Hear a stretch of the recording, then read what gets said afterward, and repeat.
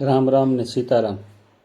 કાલે સવારે હું એક મારા કામ અર્થે કામરેજ એક સર્વિસમાં ગયો હતો। ત્યાંથી રિટર્ન આવતો હતો એટલે વાગી ગયા હતા 11 અને રિટર્ન આવતો હતો બંબા ગેટ મેં એક રસ્તામાં જોઈને એક દાદાના હાથમાં દવાની ટીકડીઓ હતી અને એ રસ્તાની વચ્ચોવચ્ચ ઊભા કોકને આમ 4 વ્હીલ આવે તો એને કાચને 2 વ્હીલવાળાને એને બતાવતા હતા। એટલે મને એમ થયું કે આ દાદાને દવાની જરૂરી છે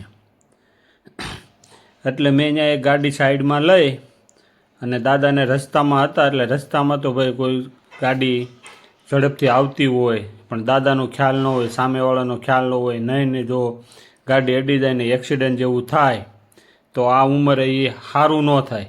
એટલે મેં એને સાઈડમાં લઈ લીધા અને પૂછ્યું કે શું લેવું છે તમારે, પણ એ બોલી નથી શકતા ને હું કંઈ સમજી નથી શકતો। એટલે મને એણે એ ટીકડી આપીને એટલે મેં એને કીધું કે લાવો હું તમને દવા લઈ આવી દઉં। પછી હું આગળ જઈને પીપી સવાણી મેડિકલેથી દવા લઈને આવ્યો અને દાદાને છે ને સાઈડમાં બેહાર્યા, પણ એ દાદા બોલી નથી શકતા કે ક્યાં જવું છે। મેં એને પૂછ્યું તમારું ઘર ક્યાં છે, તો એ ઈશારો કરતા હતા પણ કાંઈ સમજાતું નહોતું।